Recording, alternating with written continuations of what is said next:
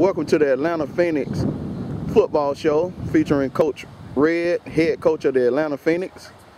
Coach, tell us about the game, our last game, not the one that was forfeited, but the one before that against the Tampa team. Tampa Bay Inferno came out with a good game plan.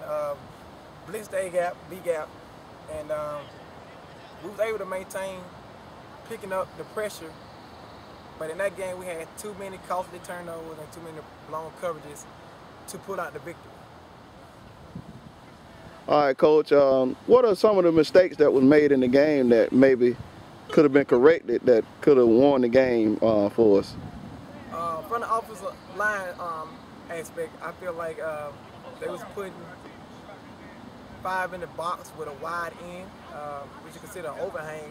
I think it was miscommunication between the guard and the tackle, who's supposed to get whom. And so those are simple mistakes that you can correct. Really, you can correct in the game. Even though we corrected them in the game, I felt like it was too late. And so that's something we had to do in practice, work on ball security as far as quarterback running back exchange. We had a couple of fumbles dealing with that between the quarterback and the running back. And once we get to the open field, we got to protect the ball once we get in the open field and start back getting into traffic. And I felt like my line came out lackadaisical because of the technique that they have, and they know they wear people down a lot. But I felt like the Tampa team was just as good a shape as us, and they was ready to match our intensity, which threw the line off just a little bit, which hindered the quarterback from doing what she had to do. I'm not going to blame it on the line because it's an even distribution of guilt between the quarterback line and the backs for putting the ball on the ground. Coach, in that, also in that Tampa game, your defense played real well, except for, I think, 2 costly mistakes as far as giving up touchdown, stopping before the whistle blew, and you had one play where you gave up one long touchdown. Have you talked to the women about playing through the whistle and not, because they played, other than that, other than those 2 mistakes, they played excellent ball, I think. Yes, I talked to them about it. I feel like my defense played a stellar game. I feel like if my defense hold anybody 28 points or below, that we should win the ball game. That's something we stressed on coming into the season, and my defense, if I'm not mistaken, held them 26 points. So the blame goes towards the offense. I feel like the defense, my defensive back got caught looking in the backfield too much on a couple of plays, which gave up long passes, or it should have been interception, playing outside technique instead of inside technique. Little small thing that can be corrected. As far as they had one run play where the young lady fumbled, picked the ball back up and scored. I felt like we didn't play through the whistle. We just assumed that she was down because the ball was fumbled, and that comes with having a young team that's growing, but it's also something that we can correct and you learn in film.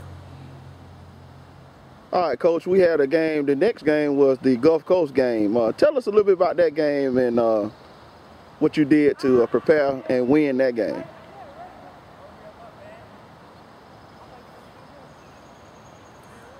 Oh, the Gulf Coast game, that game was forfeited. Too many injuries. The league called us and let us know the game was forfeited. It was a really big letdown for my team after losing a game and then don't have a bounce back game before the season finale, which is a rivalry game. It was a big letdown for us. All right, Coach. It's been it'll be, by the time we face the Savannah Sabres, it'll be a month before in between games. But I saw the practice last week. Your women practice against the men. How did that go in your eyes? I think it went well. Good learning tool. We wasn't expecting them to come out there and dominate the guys because, you know, we're stronger than most. Not gonna say all, I'm gonna say most. We're stronger than most of them. What we're basically looking for is the technique. Stay fundamentally sound, good technique equals a good play. And as you can see in the video footage, when they made their steps, they perfect hand placement, great call by the quarterback. Even on defense, when they trusted the coverage and trusted their technique, they made plays on the ball and they was able to stop what was brought at them.